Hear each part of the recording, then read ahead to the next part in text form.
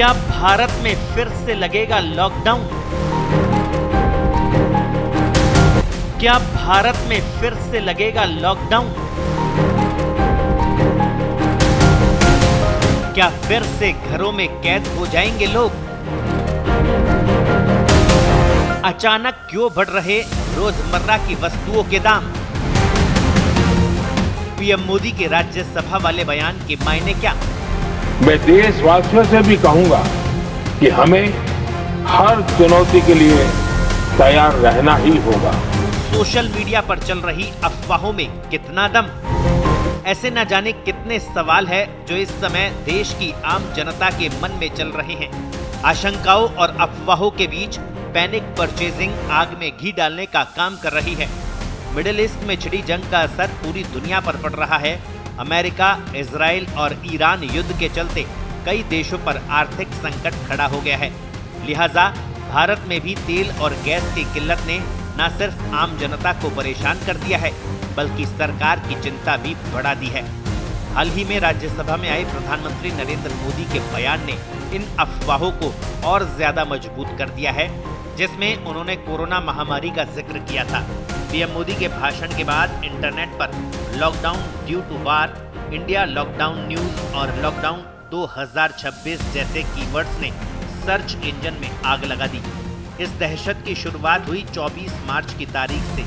जी हाँ, यही वो दिन था जब 2020 में देश भर में पहली बार संपूर्ण लॉकडाउन लगा था। लोगों ने अपनी पुरानी यादें और खौफनाक अनुभव सोशल मीडिया पर साझा किए। सोशल मीडिया के एल्गोरिदम ने इन शब्दों को पकड़ा और इसे एक भयंकर ट्रेंड बना दिया।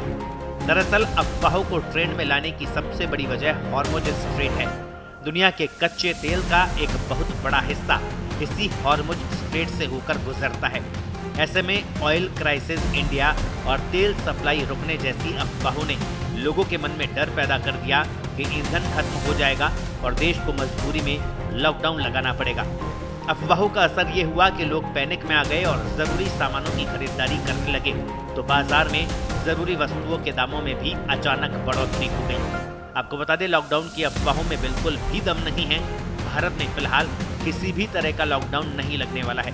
प्रधानमंत्री नरेंद्र मोदी ने मिडिल ईस्ट के हालात पर संसद को संबोधित करते हुए ये कहा था कि भारत ने पहले भी कोविड काल के दौरान बड़ी मुसीबतों का सामना किया है और कठिन समय में राष्ट्रीय एकता के महत्व पर जोर दिया। उन्होंने नागरिकों से तैयार और एकजुट रहने की अपील की, जैसा कि कोरोना महामारी के दौरान एकजुट रहे।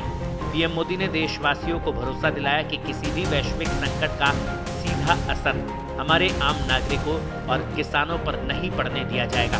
उन्होंने एक बहुत बड़ा आंकड़ा देश के सामने रखा। भारत अब कच्चे तेल के लिए चंद देशों पर निर्भर नहीं है। पहले हम 27 देशों से तेल आयात करते थे, लेकिन अब भारत 41 देशों से कच्चा तेल खरीद रहा है, यानी सप्लाई चेन पूरी तरह सुरक्षित है। इसके अलावा सर्वदलीय बैठक में भी सरकार ने साफ कर दिया कि स्थिति नियंत्रण में है, घबराने की जरूरत नहीं है, क्योंकि भारत के पास ईंधन के पर्याप्त भंडार है। हॉर्मुज से 4 जहाज भारत आ चुके हैं और 5 जल्द ही पार करने वाले हैं। ऐसे में संयम और धैर्य रखना जरूरी है। फिलहाल सच्चाई यही है कि भारत में किसी भी तरह का लॉकडाउन लगाने की कोई योजना नहीं है। ये पूरा मामला सोशल मीडिया ट्रेंड, पुरानी यादों और वैश्विक तनाव के कारण पैदा हुई आशंका का नतीजा है। सरकार की तैयारी और प्रधानमंत्री के बयान से साफ है कि देश इस बार पहले से कहीं ज्यादा मजबूत स्थिति में है। इसलिए घबराने की नहीं, बल्कि सतर्क और जागरूक रहने की जरूरत है। Bureau report.